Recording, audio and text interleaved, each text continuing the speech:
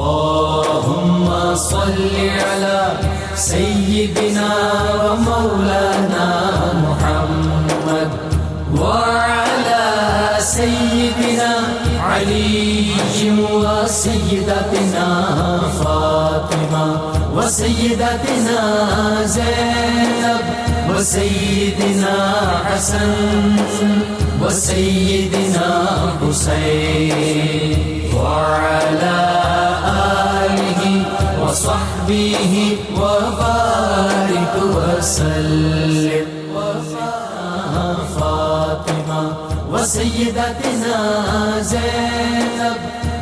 بسم اللہ الرحمن الرحیم. السلام علیکم ناظرین. پروگرام صبح نور کے ساتھ آپ کا میزبان نذیر احمد غازی حاضر ہے. ناظرین کرام، حضرت ابو انیس محمد برکت علی صاحب رحمہ اللہ کی مشہور تالیف اسماء النبی الکریم صلی اللہ علیہ وآلہ وسلم سے ایک اسم مبارک پڑھنے کی سعادت حاصل کر رہا ہوں. سیدنا قائد الانبیاء صلی اللہ علیہ وآلہ وسلم، ہمارے سردار، تمام انبیاء کے قائد، درود و سلام بھیجے اللہ آپ صلی اللہ علیہ وسلم، آپ کی آل پاک اور آپ کے صحابہ کرام پر. حضرت ابو ہریرہ رضی اللہ تعالی عنہ بیان ہیں کہ قیامت کے روز لوگ اپنی بخشش اور شفاعت کے لیے سیدنا آدم تا سیدنا عیسیٰ علیہ السلام کی بارگاہوں میں حاضری دینے کے بعد رسول اللہ صلی اللہ علیہ وسلم کی خدمت اقدس میں حاضر ہو کر عرض کریں گے، یا رسول اللہ صلی اللہ علیہ وسلم، اپنے رب کے حضور ہماری شفاعت فرمائیں.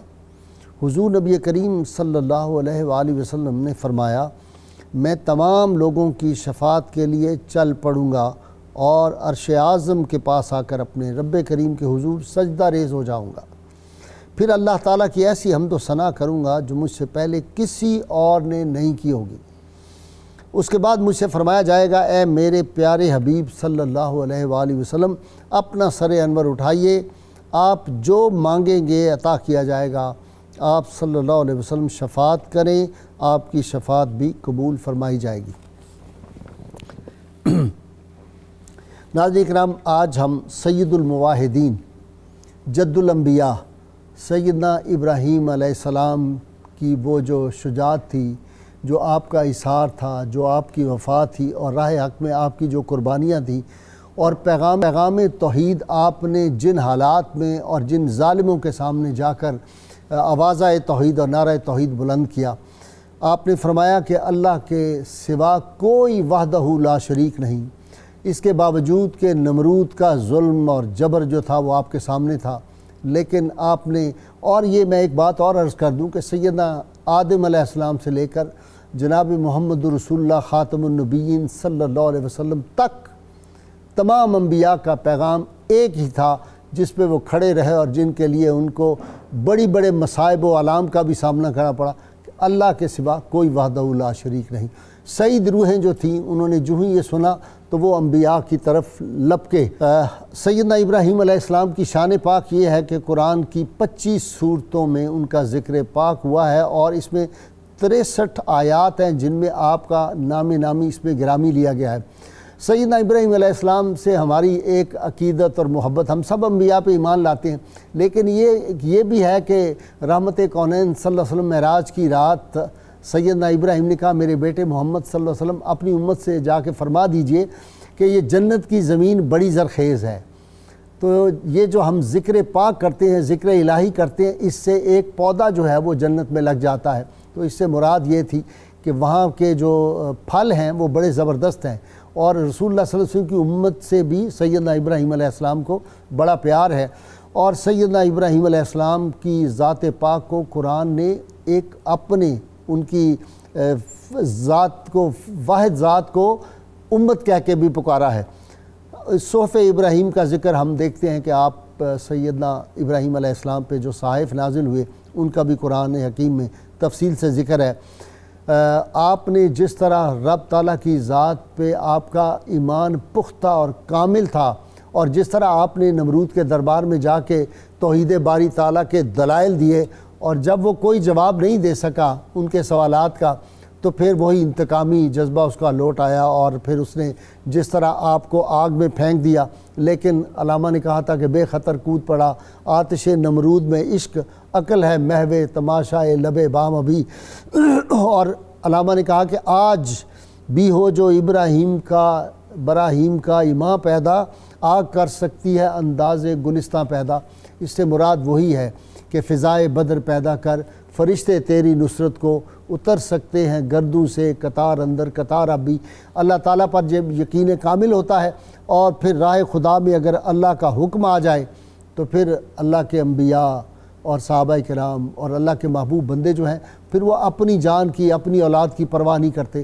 کس طرح اپنی اولاد کو بھی راہ خدا میں قربان کرنے کے لیے سیدنا ابراہیم علیہ السلام تیار ہو گئے تھے۔ اللہم صلی علی سیدنا و مولانا محمد وعلی سیدنا علی و سیدتنا فاطمہ و سیدتنا زینب و سیدنا حسن و سیدنا حسین وعلى آله وصحبه وبارك وسلم اللهم صل على سيدنا ومولانا محمد وعلى سيدنا علي وسيدتنا فاطمة وسيدتنا زينب وسيدنا حسن وسيدنا حسين وعلى آله وصحبه وبارك وسلم۔ ابتدا کر رہا ہوں جناب خان صاحب سے۔ خان صاحب کمال ہے، سیدنا ابراہیم علیہ السلام اس دور میں چچا بھی آپ کا مخالف ہے، اور آج آپ نے وہ بھی بات کلیئر کرنی ہے۔ بعض لوگوں کو یہ غلط فہمی یا کم علمی کی بنیاد پہ وہ آزر کو آپ کا والد کہہ دیتے ہیں، حالانکہ طارق تھے آپ کے والد تو اور موحد تھے۔ بسم اللہ الرحمن الرحیم۔ محترم غازی صاحب، آج ہم جس کلزم انوار کا ذکر زبانوں پر لا رہے ہیں، انہوں نے شعور سنبھالنے سے لے کر یعنی ولادت سے لے کر آخر دم تک قیامت تک آنے والے لوگوں کے قلوب و اذہان پر جس خوبصورت انداز میں دستک دی ہے، اس پیغام کو سمجھنے کی ضرورت ہے۔ ٹھیک، قرآن نے کہا کہ ما کان ابراہیم یہودیم ولا نصرانیم ولیکن کان حنیفا مسلما، یہ راست رو مسلمان۔ قرآن نے کہا کہ اللہ نے ان کو خلیل بنایا۔ علماء کہتے ہیں خلیل کیوں بنایا؟ کہ آپ کو خلیل اس لیے بنایا گیا کہ لِأَنَّهُ سَلَّمَ نَفْسَهُ إِلَى النِّيرَانِ وَوَلَدَهُ إِلَى قُرْبَانِ وَمَالَهُ إِلَى الضَّيْفَانِ وَقَلْبَهُ إِلَى الرَّحْمَانِ، اپنے دل کو رحمان کے لیے خالص کیا، اولاد کو قربان کرنے کے لیے پیش کر دیا، اپنے آپ کو آگ میں جانے سے بھی نہیں وہ کیا، تو اپنے دل کو اللہ تعالیٰ کی ذات کے لیے خالص کیا۔ تو سیدنا حضرت ابراہیم علیہ السلام کی حیات طیبہ کو جب ہم دیکھیں، جو ہی غار میں آپ کھڑے ہوئے اور بولنے کے قابل ہوئے تو اپنی ماں سے پہلا سوال یہ ہے کہ اماں آپ کا رب کون ہے؟ تیرا باپ۔ میرے باپ کا رب کون ہے؟ نمرود کا رب کون ہے؟ ماں سہم گئی، دہشت گردی کا جو عروج تھا نمرود کا وہ وہاں۔ لیکن اس کے بعد جب آپ باہر آتے ہیں، پہلی مرتبہ ستاروں پر نظر پڑتی ہے، فلما جن علیہ اللیل رأى کوكبا، کہا یہ رب ہوں گے۔ لیکن فلما آفلا، جب وہ ماں دھونے لگے تو فرمایا انی لا احب الآفلین، میں جو ایک حالت پر نہ رہیں جن میں تغیر ہو وہ محبت کے قابل نہیں ہیں، جو ڈوب جائیں وہ رب نہیں ہو سکتے۔ اسی سے علماء نے یہ اصول لیا کہ العالم حادث، یہ عالم فانی ہے۔ کیوں؟ لأنہ متغیر، کہ اس میں تغیر ہے، وکل متغیر حادث، اور جس میں تغیر ہے وہ فانی ہے۔ تو آپ نے اس انداز سے آغاز کیا کہ آذر جو آپ کا چچا ہے، باپ نہیں ہے، آپ کے والد کا نام طارح یا طارق بتایا گیا ہے، اور آذر اس لیے نہیں ہو سکتا کہ وہ بت گر ہے، اور حضور علیہ السلام کا ارشاد ہے کہ میں ہمیشہ پاک پشتوں میں منتقل ہوتا چلا آیا، اس لیے پاک صلبوں سے پاک رحموں کی طرف۔ تو آپ نے دعا جو جس کو ہم نماز میں پڑھتے ہیں وہاں بھی والد کا لفظ استعمال کیا ہے، اب کا لفظ استعمال نہیں کیا، تو اس لیے یہ اس بات کو یاد رکھنا چاہیے کہ الاب سن و ابی، الام سن و اب، کہ چچا کو بھی عربی میں باپ کہتے ہیں، دادا کو بھی کہتے ہیں۔ تو حضرت ابراہیم علیہ السلام نے انسانی شعور کو اس انداز سے للکارا ہے یا چمکارا ہے یا اس کو مہمیز لگائی ہے کہ قدم قدم پر اللہ کی طرف اس کو متوجہ کیا ہے۔ سبحان۔ اچھا جی، اپنا درانی صاحب، میرے ذہن میں یہ بات آتی ہے، یہ جو سیدنا ابراہیم کا ہے نا کہ پہلے دیکھا چاند ڈوب گیا، سورج ڈوب گیا، ستارے ڈوب گئے اور کہا یہ رب نہیں ہو سکتی، یہ میرا خیال ہے کہ امتیوں کے لیے سبق کے لیے ہے۔ ارواح میں اللہ تعالیٰ جب پیدا کر دیا، ان سے سوال ہو گیا، نبی کریم صلی اللہ علیہ وسلم کی جو تھی نصرت، تائید اور وہ سارے حلف لے لیے اللہ تعالیٰ نے خود ساتھ، اللہ تعالیٰ نے اپنی کاؤنٹر سائن بھی کر دیے، سائن ساتھ جو تھے، شاید اللہ کا مجھے بھی اس میں میری بھی گواہی لکھ لو۔ تو یہ ساری باتیں ہمیں یہ بتاتی ہیں کہ یہ جو سوال جواب تھے یہ ایک انداز تبلیغ تھا سمجھانے کے لیے، ایسی بات۔ بسم اللہ الرحمن الرحیم۔ غائی صاحب آپ نے درست طرف اشارہ فرمایا کہ حضرت سیدنا ابراہیم علیہ السلام کا یہ جو انداز تھا کہ آپ کا مشاہداتی استدلال تھا اپنی قوم کے لیے، وہ لوگ جو بتوں کی پوجا کرتے تھے اور ان میں سے کوئی ستارہ پرست تھا اور ان میں سے کوئی آتش پرست، کوئی سورج کی پوجا کرنے والا، تو آپ نے ان کی بے ثباتی اور ان کا ڈوب جانا اور ان کا متغیر ہونا اس طرح مشاہدہ کروا کر ان کو اس بات کی طرف قائل اور مائل کرنے کی کوشش کی کہ ان کی عقل سلیم اس بات کو مان لے کہ وہ چیزیں جو تغیر پذیر ہوتی ہیں، حادث اور فنا ہونے والی ہوتی ہیں، تو وہ اس کائنات کا خالق اور مالک ہونے کی صلاحیت نہیں رکھتی۔ وہ حی و قیوم ہے، وہ حی القیوم لا یموت ہے، اور وہ ہمیشہ سے ازلی اور ابدی ذات ہے، اس کے اوپر کوئی فنا اور کوئی تغیر آنے والا نہیں ہے۔ حضرت ابراہیم علیہ السلام کی جو خاص اللہ تعالیٰ نے ان کا جو خاص اوصاف بیان کیے قرآن مجید کے اندر، ان میں سے ایک وصف یہ بیان کیا کہ وہ حنیف تھے، یعنی انہوں نے اپنی ذات کے اندر بھی حنیف کیا ہے، ہر باطل سے کنارہ کش ہو کر توحید اور اپنے رب کی طرف یکسو ہو جانے والا۔ ٹھیک، جیسے کسی نے کہا نا کہ توحید تو یہ ہے کہ خدا حشر میں کہہ دے، محمد علی جوہر نے کہا یہ بندہ دو عالم سے خفا میرے لیے تھا۔ تو آپ نے اپنے گھر جس کی طرف اشارہ کیا آذر کی طرف، کہ جو کہ آپ کا حقیقی والد نہیں تھا، محض چچا تھا، اور چونکہ آپ اس کے پاس رہے تو جس طرح ہمارے ہاں زبان میں چچا کو تایا ابو کا لفظ بول دیا جاتا ہے، تو اس اعتبار سے لفظ باپ استعمال۔ بہت اچھا۔ تو آپ نے اس گھر کے اندر سے توحید کی آواز کو بلند کیا، اور جب مزاحمت ہوئی اور آپ سے کہا گیا کہ آپ گھر چھوڑ دیں، تو آپ اپنے اس چچا آذر کے لیے استغفار کے کلمات کی امید رکھتے ہوئے اور اللہ کی بارگاہ میں، اللہ نے روک دیا ہوں وہ اس کے لیے دعا کی، جی وہ بعد میں اس سے منع کیا گیا، جب کلیئر ہو گیا کہ یہ شرک سے ہٹنے والا نہیں ہے، تو اس سے ثابت ہوا وہ تو باپ تھا ہی نہیں، وہ باپ تھا، کیونکہ وہ جو دعا ہے ربنا اغفر لی ولوالدی، والد کے لیے تو بخشش کی دعا مانگی جا رہی ہے اور ان کے لیے بخشش سے روکا جا رہا ہے۔ معلوم ہوا کہ یہ دو الگ شخصیات ہیں، یہ ایک شخصیت نہیں ہے۔ بالکل صحیح۔ اور پھر آپ جب باہر نکلتے ہیں تو پورا معاشرہ ماحول آپ کا مخالف ہے، پھر وقت کا حکمران آپ کا مخالف ہے، مگر اس سب کچھ کے باوجود آپ نے اللہ کی توحید کے جھنڈے کو بلند رکھا۔ اللہ پاک نے آپ کو حنیف کا لقب دیا، آپ کو مسلم کا لقب دیا، واہ، کہ اور پھر آپ نے اشارہ کیا اول المسلمین، یہ بھی لفظ ہے، انا اول المسلمین غالباً یہ ان کے ریفرنس میں نہیں آ رہا. انی وجہت وجہی للذی فطر السماوات والارض وما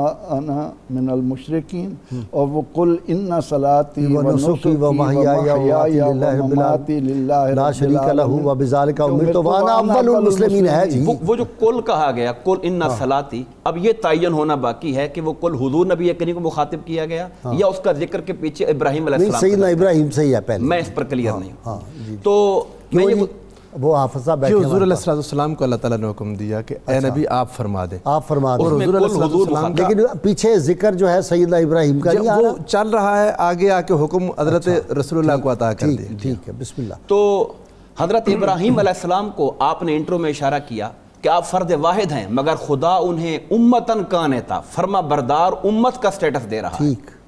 اور پھر اسی طرح رب کائنات نے فرمایا کہ ہم نے ان کو امام الناس بنایا. فرمایا وَإِذِ ابْتَلَىٰ إِبْرَاهِيمَ رَبُّهُ بِكَلِمَاتٍ، اللہ پاک نے آزمایا ابراہیم علیہ السلام کو کئی باتوں میں، اور جب وہ ہر آزمائش میں پورے اترے تو رب کائنات نے ان کے سر پر انسانیت کی امامت کا تاج سوار دیا تھا. تو یہ وہ شانیں ہیں جو رب کائنات نے خود ان کو عطا فرمائی. ایک یہ ہے کہ بندہ دعویٰ کرتا ہے کہ میں فرما بردار ہوں، اور ایک یہ ہے کہ رب کہے کہ یہ میرا فرما بردار ہے. ایک طرف بندہ یہ دعویٰ کرتا ہے کہ میں لوگوں کو گائیڈ کروں گا، ایک طرف خدا یہ منصب عطا فرمائے کہ ہم نے آپ کو لوگوں کے لیے امام بنا دیا ہے. اچھا ناصر، یہ بہت دلچسپ بات ہے کہ وہ میلہ ہوا اور سارے وہاں تھے، انہوں نے کلاڑا لے کے ان کے سارے جو جھوٹے خدا تھے ان سب کی ایسی تیسی کر کے اور بڑے کے وہ رکھ دیا. آرگومنٹ تو بہت زبردست ہے، سٹائل بڑا زبردست ہے.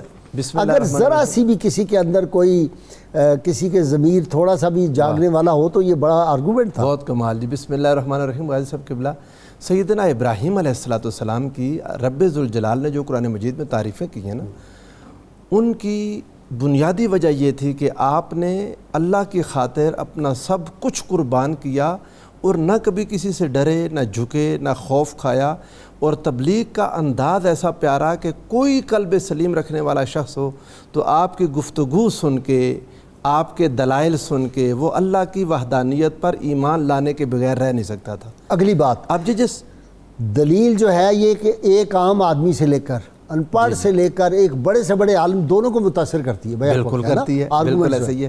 اور رب ذوالجلال نے حکم دیا حضور علیہ السلام کو، فرمایا ثم اوحینا الیک ان اتبع ملت ابراہیم حنیفا.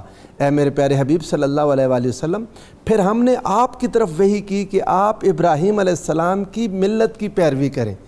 سیدنا ابراہیم علیہ السلام رسول اللہ کے جد ہیں، آقا علیہ السلام کے محبوب بھی ہیں، حضور سرور دو عالم صلی اللہ علیہ وآلہ وسلم کو ان پر فخر بھی ہے، اور پوری کائنات میں رسول اللہ کے بعد اگر کوئی افضل ہے تو وہ سیدنا ابراہیم علیہ السلام ہے. اچھا ماشاءاللہ. انبیاء میں اپنے صاحبزادے وہ شہزادہ ان کا نام رکھا، جمال کا سبحان اللہ، اس کا نام بھی تو انہی کے نام کی وجہ سے. بالکل ایسا ہی ہے. اور میں نے غازی صاحب ایک بات میں غور کیا، جتنے انبیاء کے القاب ہیں، اگر حضرت مثال دیتا ہوں، سیدنا موسیٰ علیہ السلام کا لقب ہے کلیم اللہ.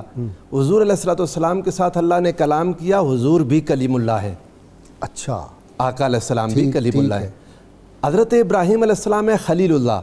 حضور علیہ السلام نے خود، یہ صحیحین کی روایت ہے، آقا نے فرمایا لو کنت متخذا خلیلا سوا ربی غیر ربی، اگر میں اپنے رب کے سوا کسی کو خلیل بناتا ہوتا لاتخذت ابا بکر، میں ابو بکر کو اپنا خلیل بنا لیتا، لیکن میرا خلیل اللہ ہے.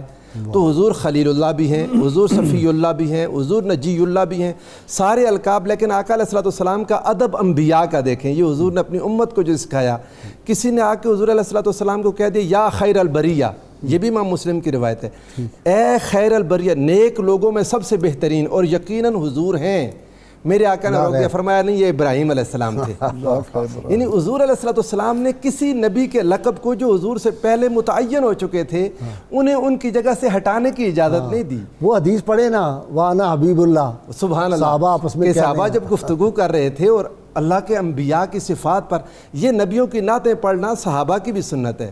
باقی انبیاء. اور آج ایک چیز کا خیال رکھنا چاہیے، ہم بعض اوقات رسول اللہ صلی اللہ علیہ وآلہ وسلم کے فضائل کے بیان میں کسی نبی کو ایسے لگتا ہے جیسے کوئی کام کر رہا ہو، حضور پسند نہیں فرماتے تھے. جیسے کسی عام کی گفتگو ہو رہی ہے، نعوذ باللہ، یا ان کی شان کو کم کرنا. ہاں نہیں، حضور علیہ السلام پسند نہیں فرماتے تھے. صحیح بات. آقا ایسی بات نہیں پسند فرماتے تھے. یوسف علیہ السلام کی تعریف کر دی حضور علیہ السلام نے، لوط علیہ السلام کی تعریف کی آقا علیہ السلام نے، سیدنا ابراہیم علیہ السلام موسیٰ علیہ السلام کی تعریف حضور علیہ السلام کہتے تھے. آقا نے جب صحابہ کرام بیان بلکہ 1,24,000 انبیاء میں سے اگر کسی کی بھی شان میں گستاخی کرے تو بندہ دار اسلام سے خارج ہو جاتا ہے. بالکل ایسے ہی ایمان لانے اسلام میں ادب کا دین ہے جس نے تمام انبیاء کا ادب سکھایا ہے. اور یہ اسلام کا ادب ہی ہے, یہ بنیادی بات ہے. یہ الفاظ بس ختم ہو گئی بات کہ ادب ہے تو دین ہے, ادب نہیں تو دین نہیں. واہ, بے ادب کے لیے دین اسلام میں کوئی جگہ نہیں ہے. اب حضور سرورت عالم صلی اللہ علیہ وآلہ وسلم فرماتے کہ میں جب حضرت سب سے پہلے جس کو لباس پہنایا جائے گا, آقا نے فرمایا سب لوگ اٹھیں گے عریاناً, جس کو سب سے پہلے لباس دیا جائے گا وہ سیدنا ابراہیم علیہ السلام ہوں گے. آقا فرماتے میں اٹھوں گا تو دیکھوں گا کہ حضرت موسیٰ علیہ السلام اللہ کے عرش کا پایا پکڑے کھڑے ہوں گے. یعنی حضور علیہ السلام نے اپنے سے پہلے انبیاء کی تعریفیں کر کے لوگوں کو ان کا ادب سکھایا, اور جب لوگ ان کی شان بیان کر رہے تھے صحابہ کرام, حضور علیہ السلام نے پھر ساروں کے سامنے فرمایا انا حبیب اللہ ولا فخر, میں اللہ کا. یعنی موسیٰ علیہ السلام کی تعریف تم نے یوں کی, بے شک وہ ایسے ہی ہیں. تم نے ابراہیم علیہ السلام کی تعریف کی, بے شک وہ ایسے ہی ہیں. وہ ہوا کذالک. آگے آقا نے پھر اپنی شان خود بیان فرمائی. فرمایا میں قیامت کے دن لوائے حمد اٹھانے والا ہوں, مجھے اس پر کوئی فخر نہیں. میں قیامت کے دن اللہ کا حبیب اور مقام محمود پر ہوں گا, مجھے اس پر کوئی فخر نہیں. یہ جو الفاظ ہیں نا, مجھے فخر نہیں ہے, گویا حضور علیہ السلام بتانا چاہتے تھے کہ یہ تو وہ شانیں ہیں جو تمہیں بتا رہا ہوں, میرے پاس اللہ کے حضور اس سے بڑی بڑی شانیں ہیں جن کا اظہار ہی نہیں ہے. دوسرا ایک پہلو بھی ہے, سرکار جو ہے نا انکسار اور عجز سرکار کا, وہ بھی اس سے جھلکتا ہے. بے شک ہے. یعنی اتنے بڑا مقام آپ کا, آپ سردار الانبیاء, امام الانبیاء. اللہ نے تو فرما دیا نا انا اعطیناک الکوثر, اے پیارے حبیب صلی اللہ علیہ وآلہ وسلم آپ کو ہم نے کثرتیں عطا کر دیں. اب جب سیدنا ابراہیم علیہ السلام کا ہم ذکر کرتے ہیں تو ابراہیم علیہ السلام وہ ذات پاک ہیں کہ میرے آقا دو جہاں صلی اللہ علیہ وآلہ وسلم خود پسند کرتے تھے کہ جیسے اللہ نے ان سے محبت کی, جیسے اللہ نے ان پر درود بھیجا, اللہ مجھ پر ایسے درود بھیجے. صحابہ کرام نے پوچھا نا, ایک بات میں کہنا چاہتا ہوں بھائی صاحب, صحابہ کرام نے پوچھا یا رسول اللہ ہم نے آپ پر سلام بھیجنا تو سیکھ لیا, وہ تشہد میں السلام علیکہ ایھا النبی, اور تشہد حضور علیہ السلام نے صحابہ کو ایسے سکھاتے تھے جیسے خود قرآن مجید کی آیات سکھاتے تھے. صحابہ نے کہا آقا ہم نے سلام تو سیکھ لیا, اب درود کیسے بھیجیں؟ حضور علیہ السلام نے فرمایا اس طرح کہا کرو مجھ پہ جب درود بھیجو, اللہم صلی علی محمد وعلی آل محمد کما صلیت علی ابراہیم وعلی آل ابراہیم انک حمید مجید. ایک بار حضور علیہ السلام نے ارشاد فرمایا کہ میں قیامت کے دن اللہ کے حضور اس مقام پر کھڑا ہوں گا کہ اولین و آخرین میرے پاس آئیں گے, حتیٰ کہ ابراہیم علیہ السلام بھی. وہ تو ہم نے آج جو پڑھا اس میں مبارک اس میں بھی ذکر ہے. حتیٰ یعنی یہ بیان کرنے میں یہ بات لگ رہی ہے کہ حضور علیہ السلام بھی اولین و آخرین میں اپنے بعد جس کو افضل ترین کہہ رہے ہیں وہ سیدنا ابراہیم علیہ السلام. اللہم صلی علی سیدنا و مولانا محمد وعلی سیدنا علی و سیدتنا فاطمہ و سیدتنا زینب و سیدنا حسن و سیدنا حسین وعلی آلہ و صحبہ و بارک وسلم.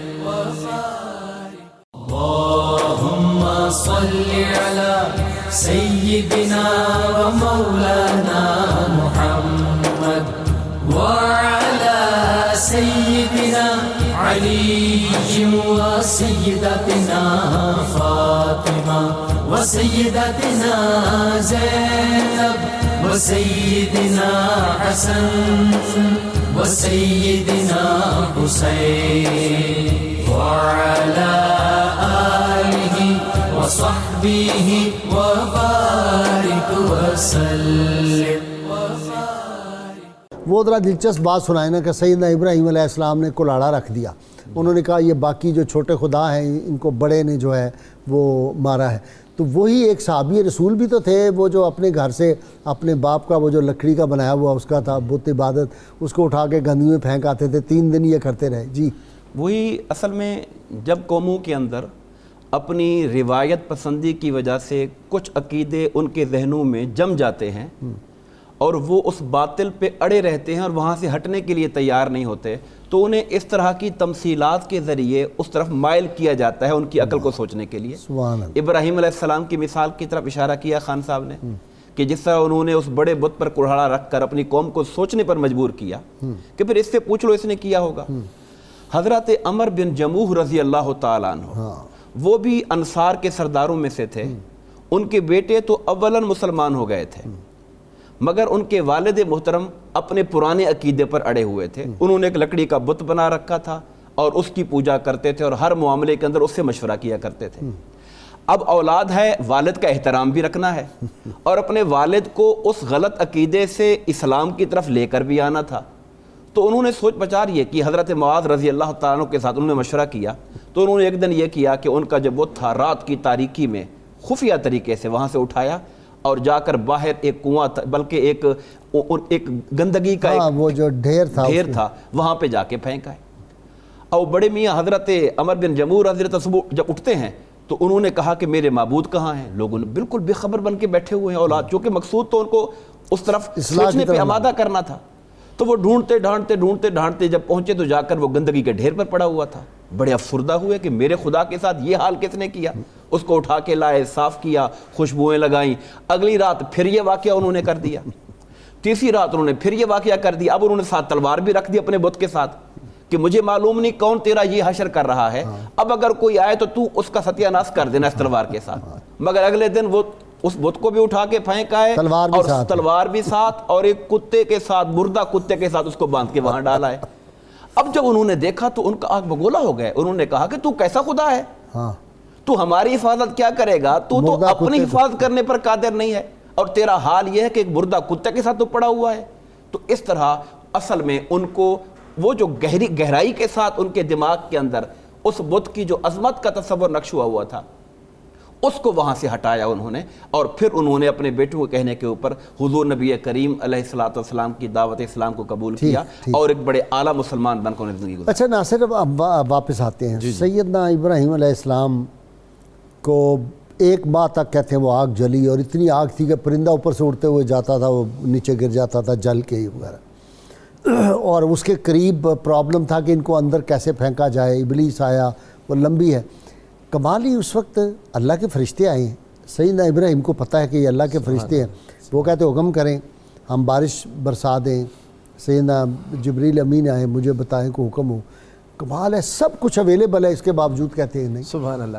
سیدنا ابراہیم علیہ السلام کہتے ہیں صرف ماتھے پہ پسینہ آیا تھا اور وہ صاف کرنے والے جبریل امین تھے. آپ کے ماتھے کا پسینہ حضل نامی شخص تھا جس نے منجنیق بنائی شیطان کے بتانے پر. اللہ تعالیٰ نے اس کو زمین میں دھنسا دیا اور زمین میں دھنستا ہی چلا گیا. اچھا، جب فرشتہ بارش والا آتا یا اللہ اجازت دے کہ بارش کر دوں، لیکن اللہ تعالیٰ نے کوئی بڑا ہی منظر دکھانا تھا. سیدنا ابراہیم علیہ السلام کے سامنے جب جبریل علیہ السلام نے عرض کی نا کہ کوئی خدمت ہو، فرمایا اما الیک فلا، تمہاری طرف تو کوئی بات نہیں. پھر اللہ کو کوئی پیغام دینا ہو، میں جا رہا ہوں، فرمایا علمہ بحالی حسبی من سوالی. وہ جب جانتا ہے نا کہ میرے ساتھ کیا ہو رہا ہے بس یہ کافی ہے، میں تو سوال بھی نہیں کرتا. وہ جانتا اس کا خلیل آگ میں جا رہا ہے. رب ذوالجلال نے ان کو جب آگ میں گئے، یہ جو فرمایا قلنا یا نار کونی بردن و سلاما علی ابراہیم، کہتے ہیں اس دن کسی کے گھر میں آگ نے کوئی چیز نہیں جلائی نہ پکایا کچھ. پوری دنیا میں آگ ٹھنڈی ہو گئی پوری دنیا میں. اور آپ کے بعد آپ کی والدہ، انہوں نے دور سے دیکھا تو آواز دی، اپنی والدہ کو بلایا. یہ یہاں حافظ ابن کثیر نے لکھا کہ آپ کی والدہ آگ میں گئیں، اپنے بیٹوں کو پیار کر کے واپس آ گئیں، انہیں بھی کچھ نہیں ہوا. اور یہ لوگ پانی کی نہر ساتھ چلی ہے، گلاب کے پھول، اتنی چیزیں دیکھنے کے باوجود مسلمان نہیں ہوئے اور سعید روحیں دور رہ نہیں سکتی. جب باہر نکلے تو پھر ایک مناظرہ ہو گیا سیدنا خلیل کا اس ذلیل سے، نمرود سے. وہ کہنے لگا ان کا الم تر الی الذی حاج ابراہیم فی ربہ ان آتاہ اللہ الملک.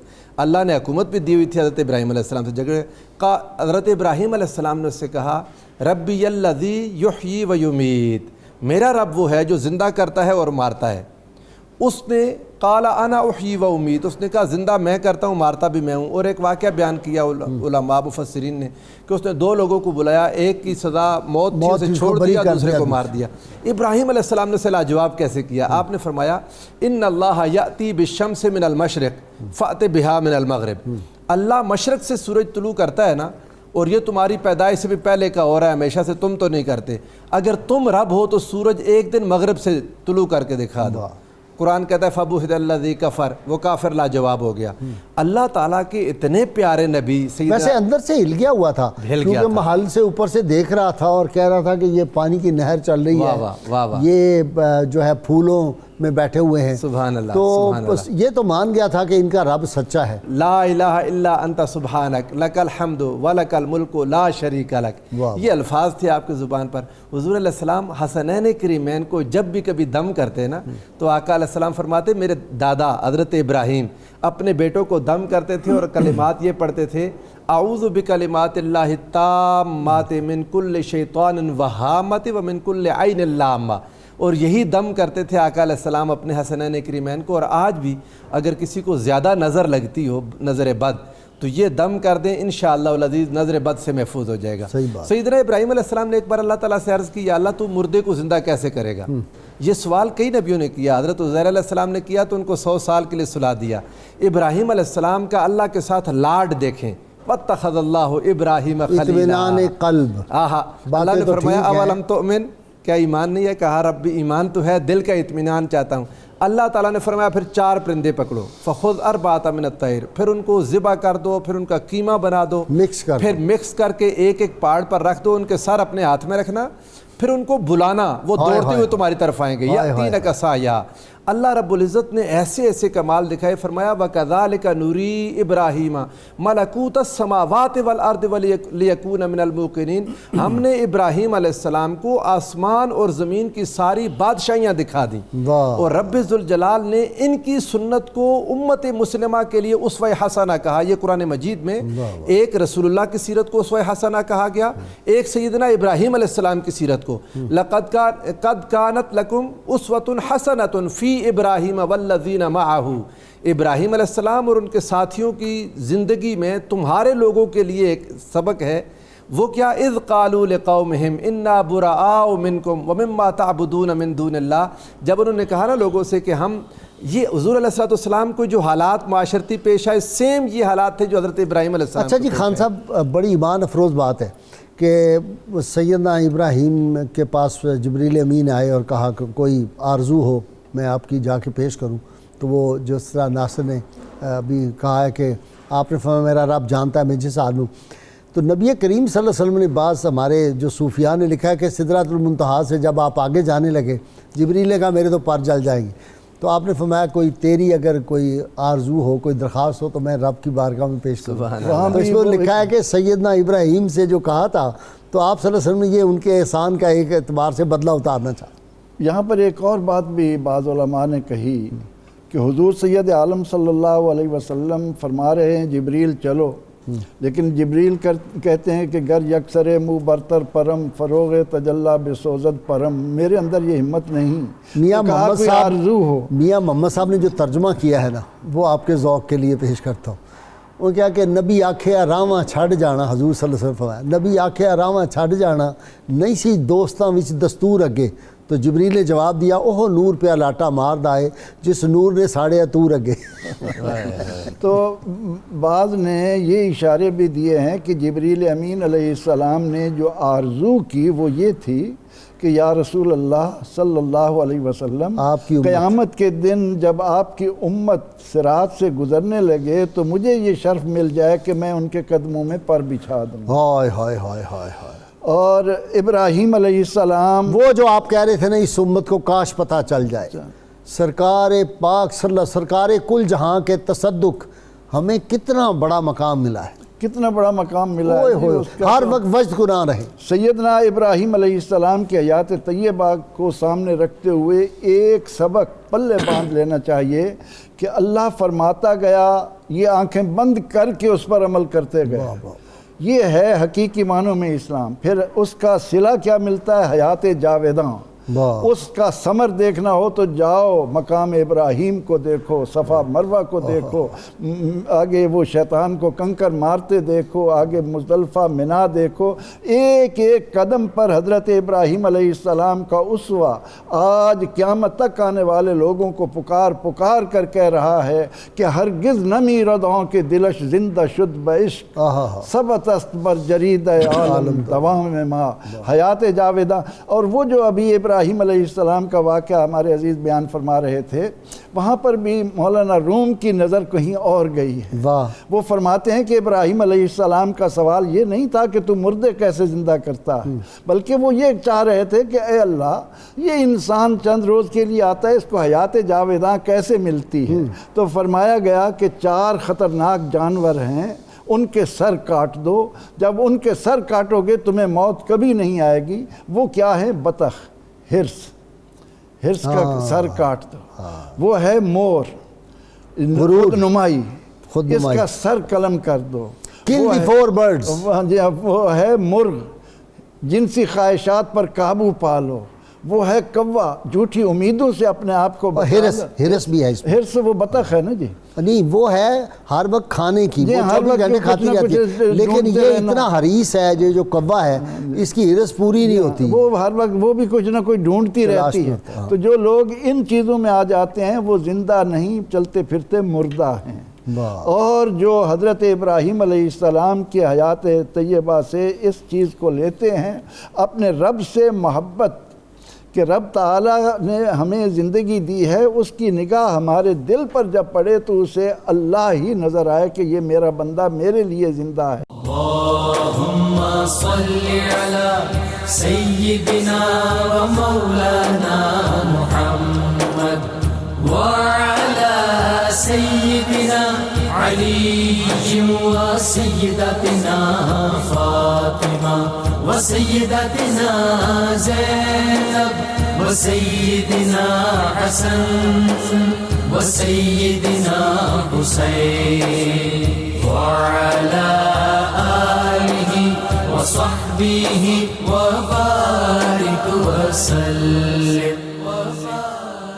اللہم صلی علی سیدنا و مولانا محمد وعلی سیدنا علی و سیدتنا فاطمہ و سیدتنا زینب و سیدنا حسن و سیدنا حسین وعلی آلہ و صحبہ و بارک وسلم۔ بیٹے کو ذبح کرنا کہنے کو تو بہت آسان ہے، واقعہ پڑھنے کی حد تک ہے، لیکن پریکٹیکل اس وقت جو ہے۔ اچھا، یہ جو 2 وجہ، ایک تو تھا نا کہ آپ کو آگ میں آتش میں ڈالا گیا اور آپ خیریت سے آ گئے، اور اسی طرح سیدنا اسماعیل علیہ السلام، اس پہ ہمارے بعض مفسرین نے بڑی کمال کی بات لکھی۔ انہوں نے کہا کہ پیشانی سیدنا ابراہیم میں نور مصطفیٰ تھا، اس کو آگ کیسے چھو سکتی ہے؟ اور اس کا ثبوت ہمیں ملتا ہے، وہ آپ صلی اللہ علیہ وسلم جس صحابی کے گھر گئے اور آپ نے اس کپڑے کو اپنے دست اقدس لگائے تو وہ جب صاف کرنا ہوتا تھا اس کو آگ میں ڈالتے، اس کو آگ نہیں چھوتی تھی۔ دوسری طرف اور وہ روٹی جو لگائی، ایک دن آپ صلی اللہ علیہ وسلم سیدہ عائشہ کی تو پک گئی اور وہ نہیں روٹی پکی۔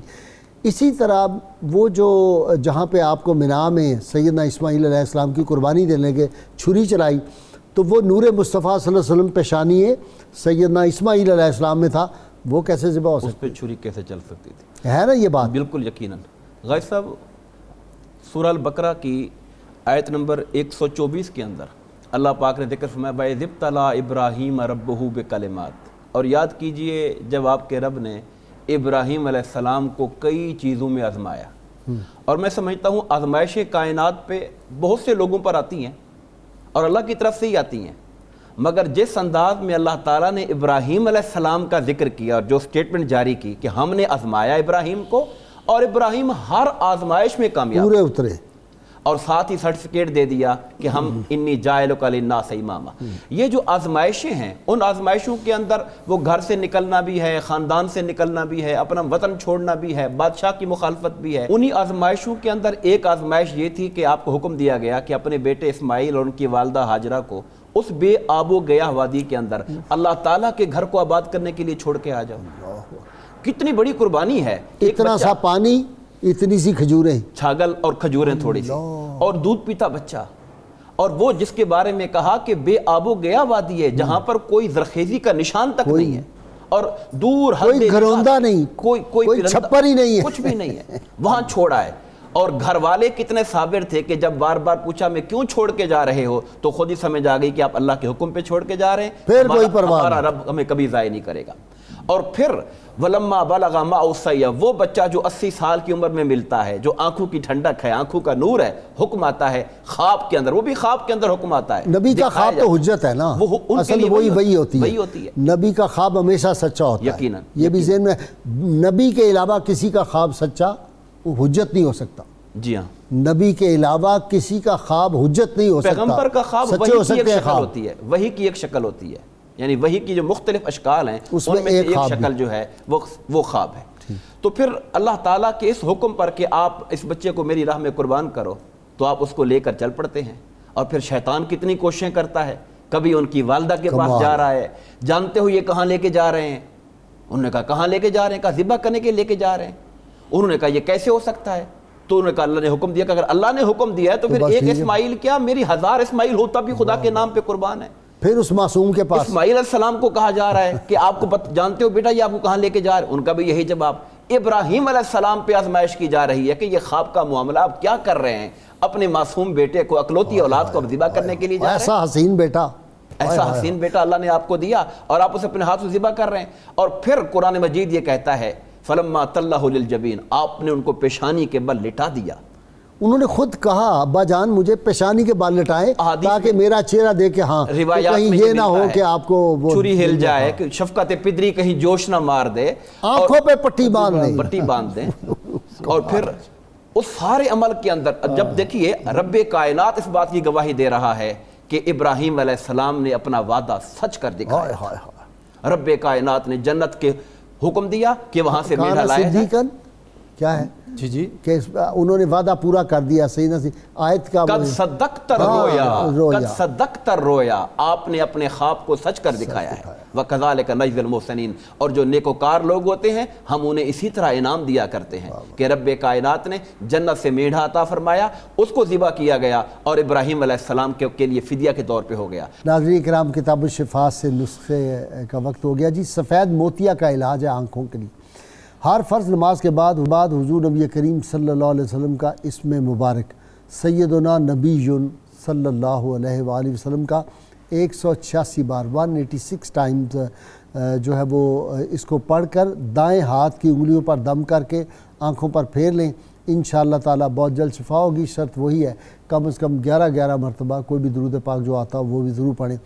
اولیاء کے امام ہیں حضرت خواجہ ابوالحسن خرقانی رحمۃ اللہ نقشبندی سلسلے کی بہت بڑی ہستی۔ آپ فرماتے ہیں کہ انسان کے پورے جسم میں صرف ایک چیز بہت مفید ہے اور وہ ہے دل، جس میں اللہ تعالیٰ کی یاد ہوتی ہے۔ اللہم صلی علی سیدنا و مولانا محمد وعلی سیدنا علی و سیدتنا فاطمہ و سیدتنا زینب و سیدنا حسن و سیدنا حسین وعلی آلہ و صحبہ